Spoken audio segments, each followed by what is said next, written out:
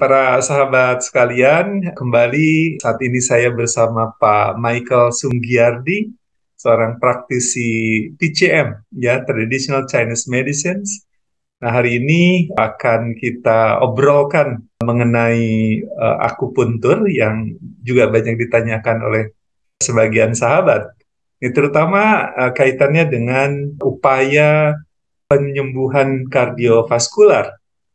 Nah, saya lihat baca-baca dan banyak sekali informasi yang menyebutkan bahwa kardiovaskular atau penyumbatan pembuluh darah dan darah jantung ya itu merupakan penyebab kematian nomor satu di Indonesia, tapi juga penyebab kematian nomor satu di dunia. Nih, luar biasa di penyakit ini. Jadi melihat dari bahayanya penyakit ini ya, dan juga ini tidak mengenal jenis kelamin ya, menyerang pria, wanita, dan juga di semua usia ya. Jadi kita akan berbincang-bincang dengan Pak Michael Sunggiardi mengenai akupuntur dan upaya pengobatan kardiovaskular. Pak Michael, selamat malam. Selamat malam, Pak Iya, Bastaman. terima kasih ini sudah kembali ya Oke, kembali bergabung. kita Ya, ngobrol-ngobrol ya. ya ngobrol-ngobrol nih tentang kesehatan kembali ya. Ya, Nah, Pak Michael, ini kan ada beberapa pertanyaan ini seputar pertama nih akupuntur ya. Banyak juga sahabat yang bertanya ya, bagaimana itu pendekatan akupuntur? Terus kemudian ini kaitannya juga nih akupuntur dengan pengobatan untuk kardiovaskular dan juga karena kardiovaskular itu juga banyak informasi menyebutkan dari kalangan medis ini juga terkait dengan gaya hidup dan Pak Michael juga tadi menyampaikan ya ini terkait sekali dengan gaya hidup. Barangkali kita juga diskusikan gaya hidup yang sesuai terutama untuk penderita kardiovaskular atau penyumbatan pembuluh darah jantung.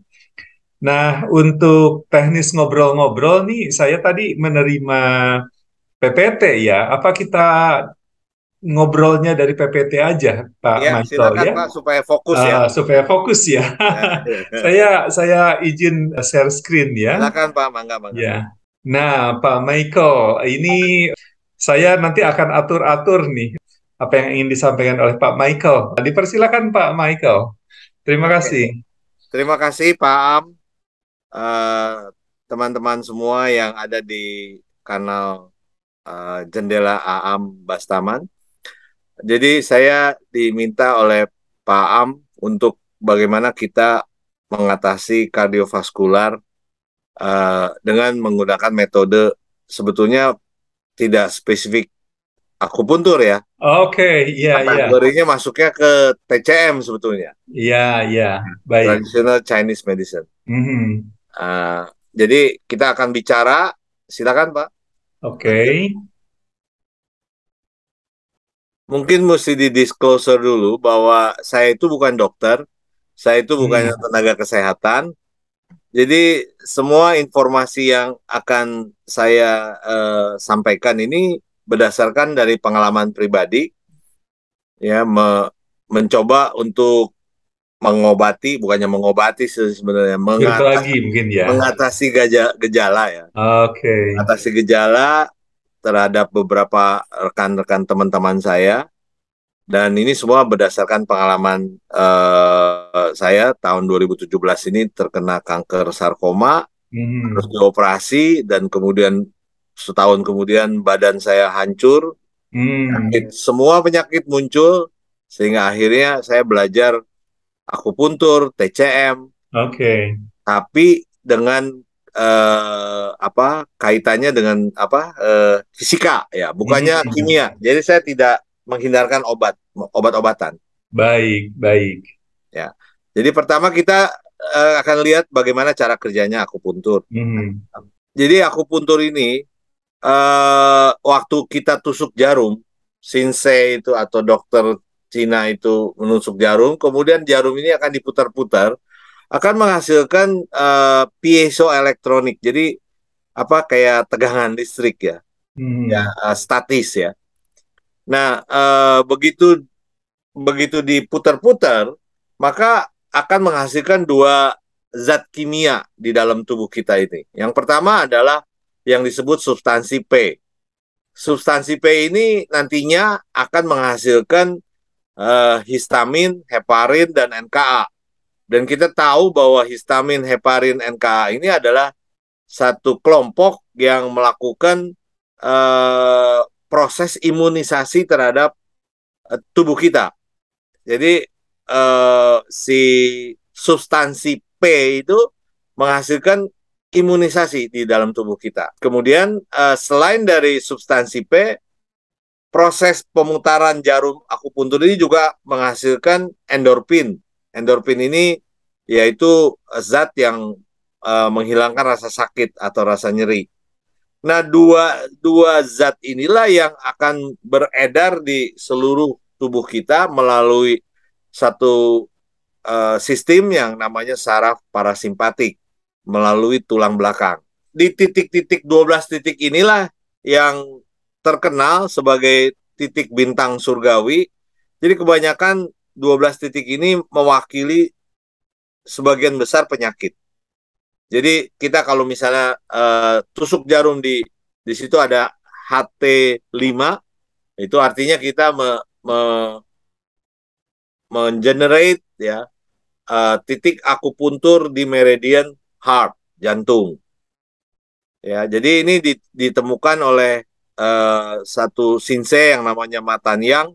Sebenarnya dia itu menemukannya dalam bentuk lagu ya. Bentuk lagu, ya. Iya. Iya. Jadi dia tuh Menyanyikan sendiri. iya, ya, sair-sair ya, bukannya lagu sebetulnya, sair. Oh, oke. Ya. Dan sair itu menuju dari tangan, kemudian ke kaki kanan, kaki kiri, dan seterusnya. Oh, oke. Dia berkaitan dengan titik-titik akupunturnya itu. Nah, Oke. kemudian ternyata setelah saya memperdalam akupuntur ini, ternyata memang kesimpulannya akupuntur ini melakukan peningkatan tegangan listrik. Dianggap bahwa sel kita ini adalah tegangan listrik. Ya, dan tegangan listrik ini sama persis seperti keasaman tubuh. Jadi kalau tubuh itu asam, berarti banyak penyakitnya. Tubuh itu basah, juga banyak penyakitnya. Jadi normalnya tubuh kita itu berada di pH 7,35 sampai 7,45 atau di dalam tegangan minus 20 sampai minus 25 milivolt. Jadi kalau kita sakit kanker, tegangan selnya itu plus 5 milivolt. Kalau kita sedang dalam penyembuhan, tegangan tubuhnya itu tegangan selnya adalah 50 minus 50 milivolt. 2 kali dari tegangan normal. Nah, kita sekarang lihat. Tadi seperti disebutkan pertama kali oleh Pak Am bahwa penyakit yang kita takuti adalah jantung. Nah, kita lihat bagaimana memeriksa jantung ini ya dengan cara yang murah, meriah, mudah. Silakan, Pak.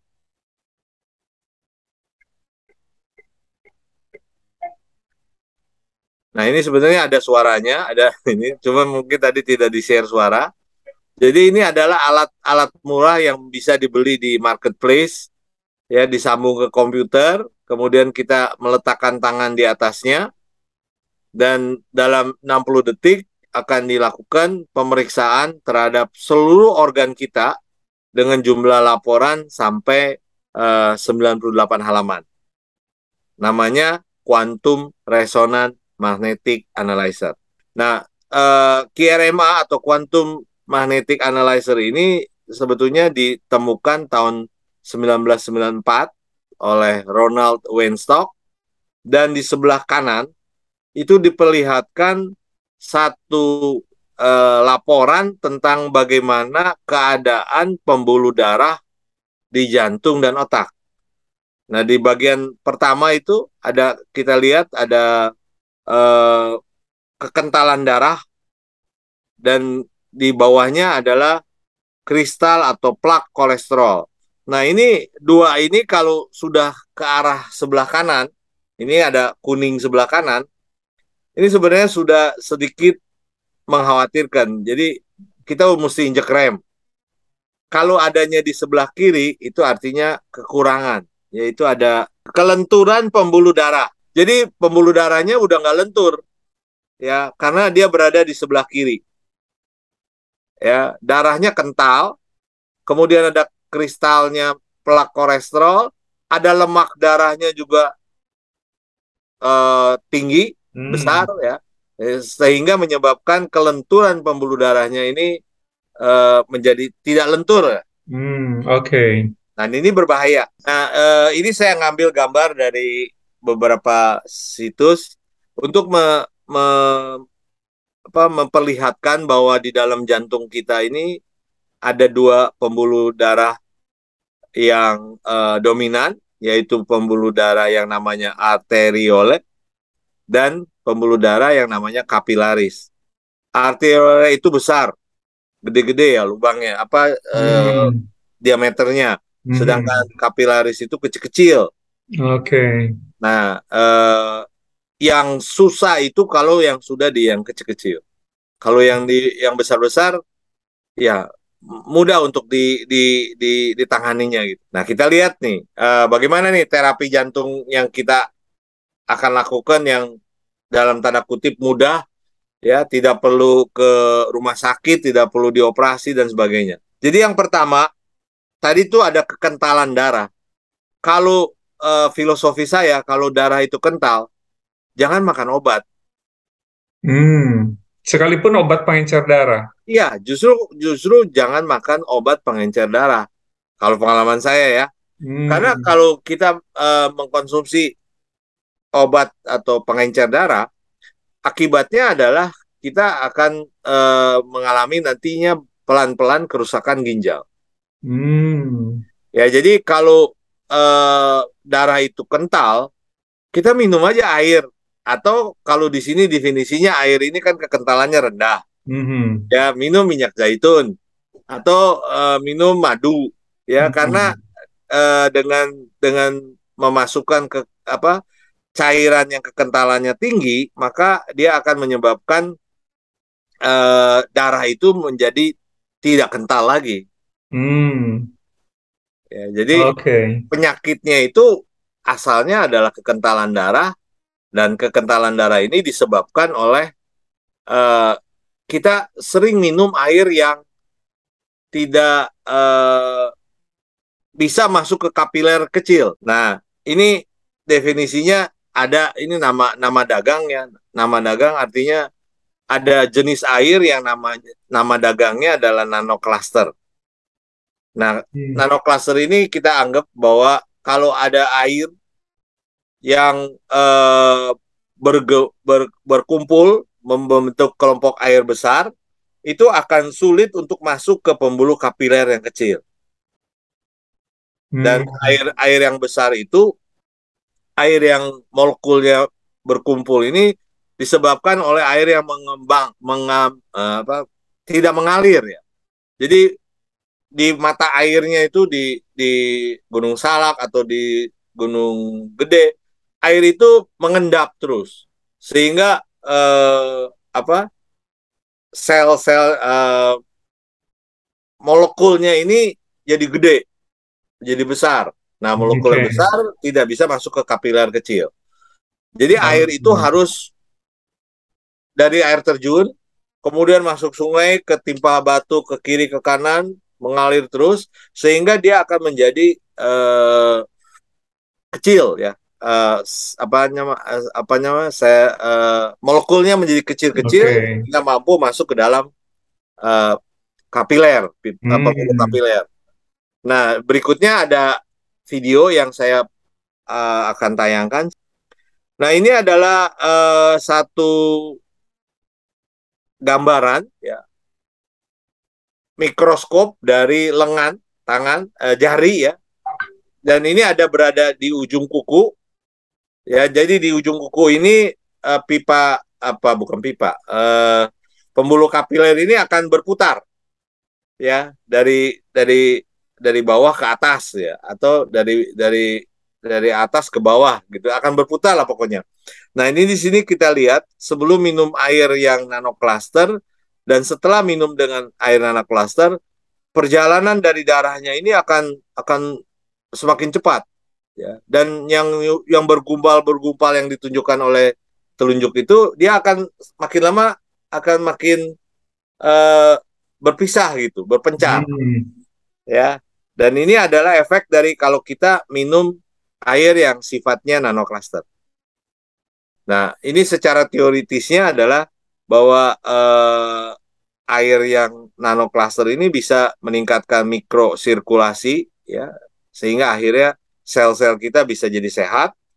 Dan ini ada beberapa kajian-kajian lagi yang bilang meningkatkan metabolisme tubuh, terus mengembalikan fungsi jeroan, lipofisilitas yang kuat, mudah untuk memecahkan trigliserida.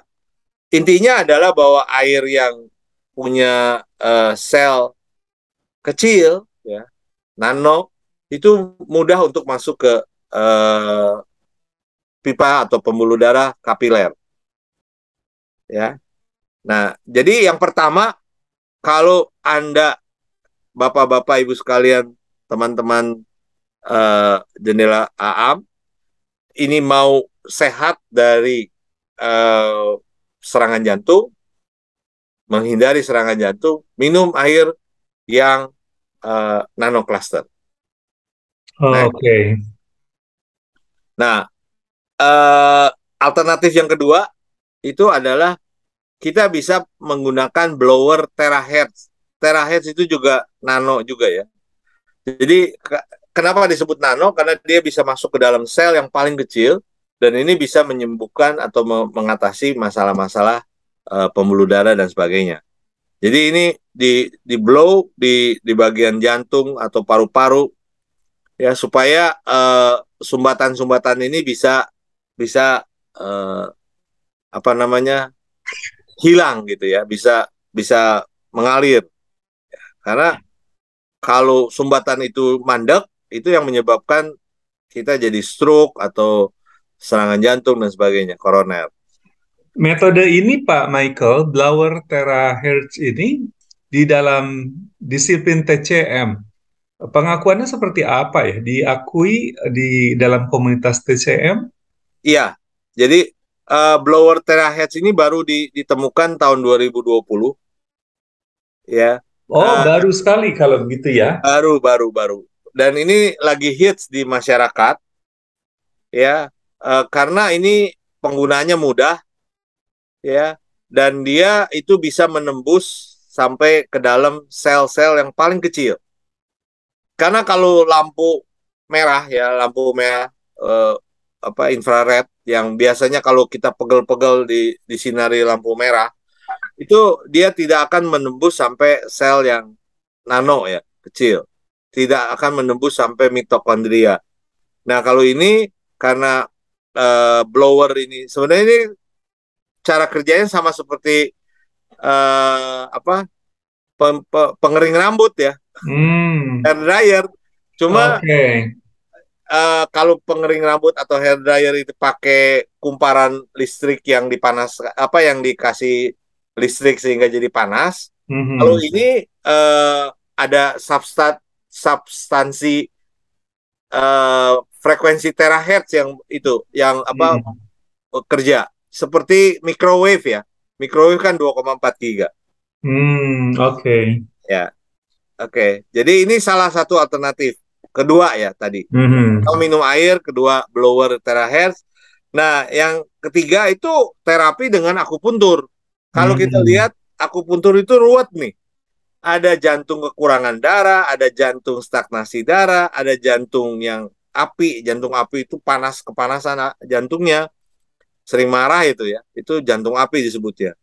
Terus ada jantung dahak, ada jantung dahak api, ada jantung kekurangan Qi, jantung gagal, gagal jantung maksudnya, ya, jantung Mhm. kekurangan yang, jantung kekurangan yin. Ini semua harus dijalankan oleh shinsei atau dokter yang bersangkutan untuk bereksperimen kita itu kenanya yang mana. Ya, kita kenanya mana. Nah, nanti kalau kita lihat di hasil dari Kierema itu semuanya sebetulnya ada di bisa kita lihat. Jadi kita mesti pilih metode yang mana dari Hmm. sekian banyak ini. Oke. Ya. Baik. Nah, terus berikutnya ini yang lebih modern lagi. Tidak perlu ditusuk jarum, tapi cukup ditempel dengan pads, aku pads atau koyo yang sifatnya nano teknologi juga. Jadi yang kalau namanya nanoteknologi itu berarti dia bisa masuk ke dalam sel yang paling kecil. Dan ini pemakaiannya simple, tinggal tempel. Kalau aku puntur kan kita mesti datang ke sinsei atau ke dokter. Hmm. Kalau ini kan bisa kita lakukan di rumah. Dilakukan sendiri ya. Ya, tempel, tempel, tempel. Kalau diperhatikan itu titik-titiknya sama persis atau kurang lebih sama dengan apa yang dilakukan di akupuntur. Oke, lewat titik-titik akupuntur cuma ditempel seperti koyo gitu ya. Betul, betul, betul. Oke. Nah, sekarang bagaimana kita cara merawatnya ya? Kan kita udah tahu bagaimana melihat jantung itu sehat apa enggak, kemudian mengatasinya bagaimana. Nah, berikutnya bagaimana kita merawat jantungnya. Jadi merawat jantung itu sebenarnya berhubungan dengan 5 elemen dari yang namanya TCM ya, Yin Yang. Kemudian ini ada 5 elemen yang saling berkaitan. Jadi kayu Hmm. menghasilkan api, api menghasilkan tanah, tanah menghasilkan logam, logam menghasilkan air, air menghasilkan kayu, dan kemudian kayu dihasilkan oleh tanah, ya, terus api dimatikan oleh air, api bisa membuat logam. Ini adalah satu sistem keseimbangan. Nah, di dalam KRMA ini warnanya hijau yang di tengah itu. Jadi kalau dia Hmm. itu seimbang, berputar terus ekosistemnya, maka akan amanlah hidup kita gitu ya. Oke. Nah, kaitannya adalah gaya hidup modern yang sehat ya. Dan kebetulan saya pilih jadi 5 juga. Kalau tadi Oke. ada 5 elemen, ini juga ada Hmm. lima elemen. Jadi elemen yang pertama yaitu kita mesti makan makanan yang baik. Kemudian kita mesti selalu melakukan pengelolaan stres. Karena stres itu menghasilkan oksidatif stres. Oksidatif stres itu nantinya menghasilkan berbagai penyakit. Oke. Dan kita juga harus mengatur pola tidur kita, kualitas tidur kita, harus ada deep sleep, ya, karena Hmm. deep sleep itu penting sekali untuk melakukan detoksifikasi dari organ tubuh kita, Hmm. liver dan sebagainya. Dan kita harus istirahat harus kegiatan fisik, olahraga ya. Hmm. Nah, matahari, jalan-jalan untuk meningkatkan fleksibilitas dari otot-otot, tulang dan sebagainya. Dan yang Oke. terakhir itu adalah bagaimana kita harus memelihara hubungan kemanusiaan. Jadi jangan cepat marah, jangan julid gitu ya. Hmm. Dan itu semua nanti kaitannya ke pengelolaan stres, nanti kaitannya dengan kualitas tidur, kaitannya dengan makan, kaitannya dengan kegiatan fisik, gitu. Baik. Nah, ini slide terakhir ya, sepertinya bahwa eh, apa di dalam kita melakukan kegiatan dalam hal ini adalah makan, ini adalah yang sebaiknya dihindari.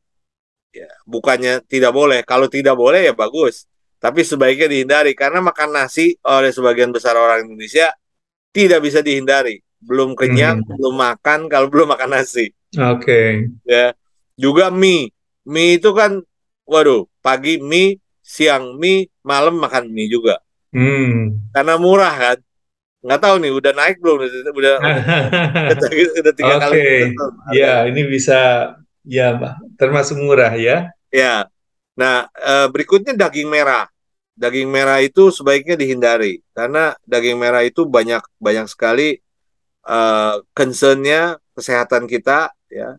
Biasanya sapi itu ya, disuntik antibiotik sehingga Hmm. antibiotiknya itu bisa mempengaruhi badan kita. Oke. Juga makanan tinggi lemak, ya, goreng-gorengan, Hmm. konsentrat itu minuman yang misalnya bisa dicampur oleh eh, satu jerigen satu bukan jerigen, Hmm. satu pitcher ya, Ya.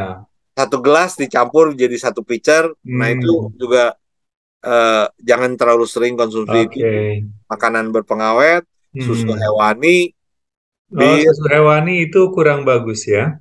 ya sebaiknya susu nabati ya, susu Hmm. almond, susu kedelai, Kedelai ya? ya karena Hmm. susu hewani ini dia ada teori yang bilang di dalam usus kita, kalau kita marah marah 15 menit marah dan kita baru baru minum susu, maka ada mekanisme di usus ini dia akan stop apa proses pencernaannya selama 6 jam. Hmm. Dan kalau 6 jam itu dia akan menjadi phlegm ya, dahak ya. Hmm. Ya. Nah, itu makanya jangan jangan terlalu sering minum susu hewani. Hmm. Nah, juga kopi, jus, teh.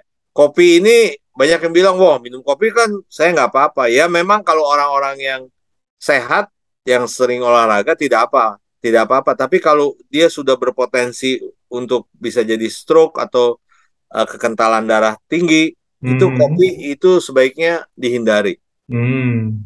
Ya, jus Jangan juga, terlalu sering ya ya jus juga, minumnya. jus Hmm. kalau bisa jangan pakai gula karena Hmm. di bagian terakhir gula rafinasi itu yang berbahaya. Karena Hmm. dia akan Ya. menyebabkan diabetes. Ya, kalau udah diabetes, tekanan darah tinggi, udah tekanan darah tinggi, ya akhirnya stroke. Hmm.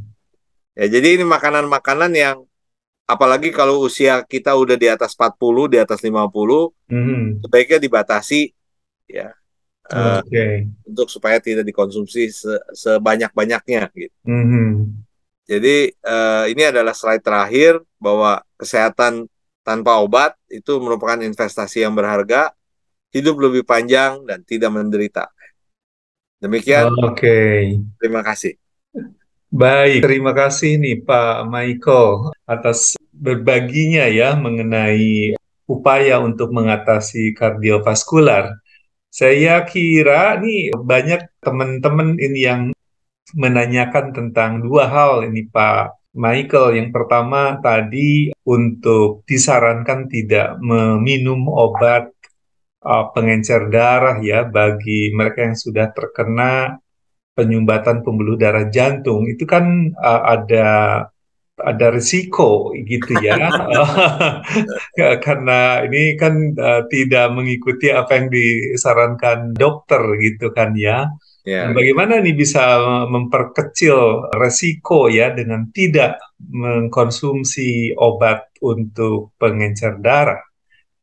ya artinya kalau yang resiko itu pertama adalah bahwa kita sebaiknya banyak minum, Oke. minum air dan minum air itu sebaiknya yang eh, sifatnya nanocluster. Jadi sel molekul airnya kecil sekali Oke. sehingga bisa masuk ke kapiler. Ini ada pengalaman teman saya, umurnya baru 40-an. Dia itu di DSA, ya. Hmm. Setelah keluar di DSA, 3 minggu kemudian dia tetap pusing. Jadi sebelumnya tuh dia pusing-pusing terus. Sehat Hmm. badannya, cuman pusing terus.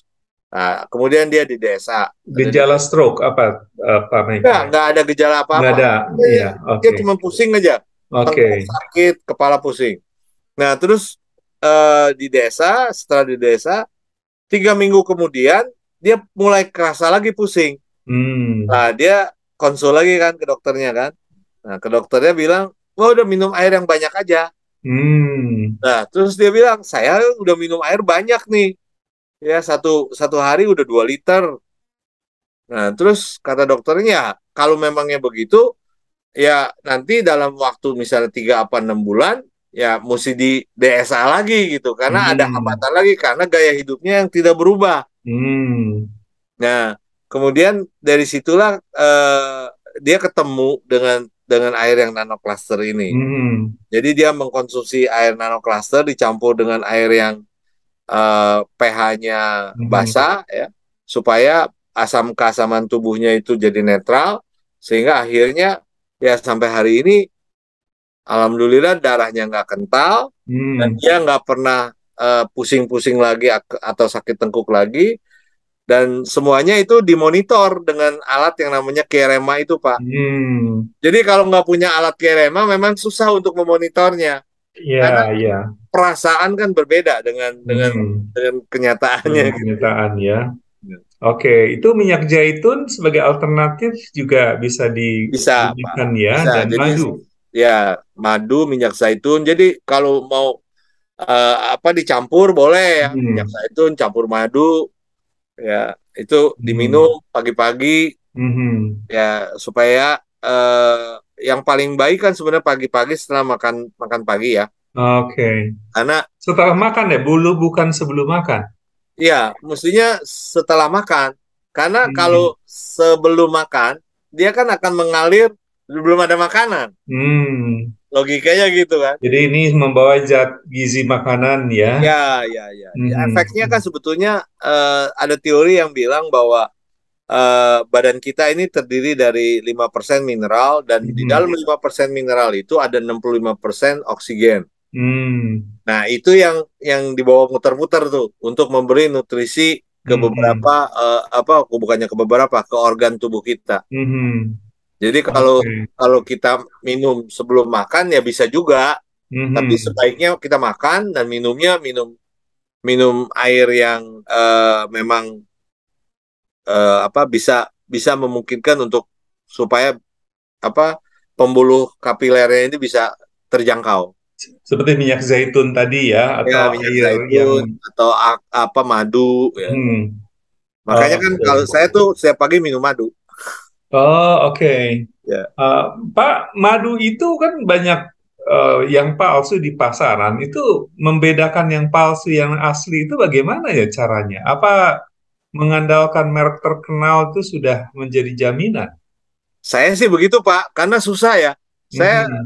buat cari makanan sehat, terus murah, terus Mhm. kenyang, itu susah Pak. Ya, ya, Bedanya ya. makanan itu makanan nggak sehat, terus harganya murah, terus Mhm. mengenyangkan. Ya, Sama ya, seperti ya. madu juga gitu ya. Jadi Jadi saya carilah merek yang terpercaya kalau gitu ya Pak yang Michael udah ya, eksis, yang udah yang eksis. sudah eksis ya, yang Ya, betul-betul mempertahankan kualitas mutu dan reputasi ya. ya. Karena Oh, saya pernah oke. nyoba juga madu yang dari ada satu madu dari Korea gitu ya. Saya Hmm. minum itu gula darah saya naik, Pak. Hmm. Ya, ya, ya, betul, betul. Ya, Pak makanya Michael, pertanyaan yang kedua, ini bicara TCM, akupuntur, ini terutama untuk kardiovaskular ini ya. ya. Itu sejauh mana nih berdasarkan temuan, penelitian, atau mungkin juga pengalaman ya, efektivitasnya nih untuk penyembuhan penyakit penyumbatan pembuluh darah ini? Sebetulnya ya kalau lihat jurnal-jurnalnya yang sekarang banyak sekali jurnal-jurnal dalam bahasa Inggris ya. Hmm. Itu apa namanya? Banyak sekali. Cuma masalahnya adalah seperti tadi yang saya coba apa tayangkan Hmm. bahwa bagaimana mengatasi jantung aja itu terdiri dari berbagai macam Hmm. variasi ya. Hmm. Dan belum lagi biasanya kalau akupuntur ini didampingi oleh herbal Hmm. ya. Jadi minum jamu-jamu. Karena sebetulnya akupuntur ini kan hanya bisa dilakukan dalam waktu tertentu, 30 menit satu hari ya. Hmm. Ya, sedangkan badan kita ini mau mau sembuhnya itu total kan 24 jam. Hmm. Makanya biasanya dibantu dengan herbalnya. Hmm. Karena herbal itu herbal dari Tiongkok atau Cina ini biasanya langsung menuju ke titik akupunturnya. Hmm. Jadi kalau kita makan obat ya, minum obat itu kan ya udah dia mencar-mencar jalan-jalan aja kemana-mana. Hmm. Tetapi kalau minum minum herbal yang dari Cina yang dibuat apa apa didefinisikan oleh sinsai-sinsai di Cina, biasanya Hmm. dia langsung ke titik akupuntur yang bersangkutan. Hmm. Jadi buat memperkuat jantung. Nah, dia langsung minum tuh dia langsung larinya ke jantung gitu. Ya, baik-baik. Dan jangan lupa juga nih, olah nafas ya. Iya, Tai itu Chi, penting, Pak. Ya. Qigong, Chen Ya, Chi ya. gitu ya, disarankan sekali Pak Michael ya. Sangat, Pak. Karena tadi saya Iya. bilang, Pak, di 5% mineral dalam tubuh itu Mhm. ada 65% oksigen. Mhm. Dan oksigen itulah yang membawa mineral itu, nutrisi itu berputar di seluruh organ tubuh kita. Oke. Makanya baik. kita mesti tai chi itu ya dari Hmm, atas ke bawah supaya meridian-meridian itu semuanya lancar. hmm, oke. Nah, Pak, terakhir itu karena tadi menyinggung masalah gaya hidup ya, dan ada beberapa makanan yang tidak disarankan. Ini sekarang kebalikannya, karena tidak disarankan makan nasi, makan mie. Jadi apa yang disarankan kalau begitu ya?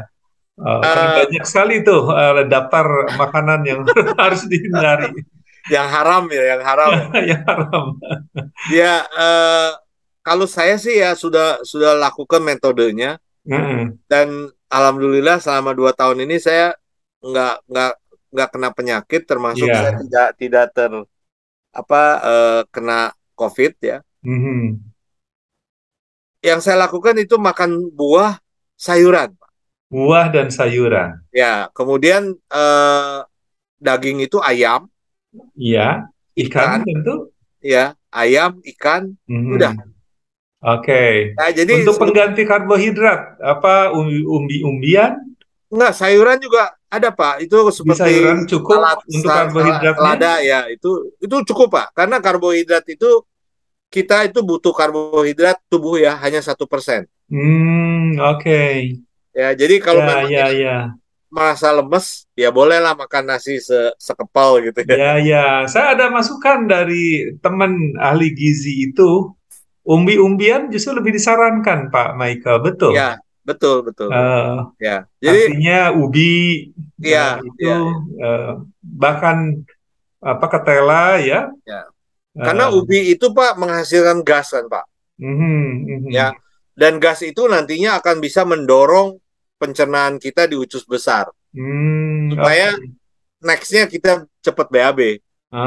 Untuk memperlancar itu ya metabolisme Pencernaan. ya. Ya, ya. Karena Oh, buat oke. buat naik dari usus usus besar itu kan pertama dari setelah dari usus kecil dia naik, Pak. Mhm, Dia mhm. naik terus dia jalan horizontal, terus dia turun. Nah, Hmm, dia naik itu pakai gas, Pak. hmm, Makanya kalau kita makan sambal itu hmm, gasnya banyak hmm, sehingga kita bisa kentut-kentut gitu, Pak. hmm.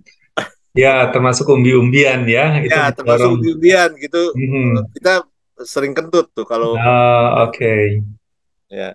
Baik, Pak Michael. Ini Ya, terima kasih nih atas sama-sama, Pak. obrolannya hari ini. Ya. Salam sehat, Pak Michael. Sampai Salam sehat, ketemu Pak. lagi. Terima kasih. Ya. Ya, terima kasih. Ya.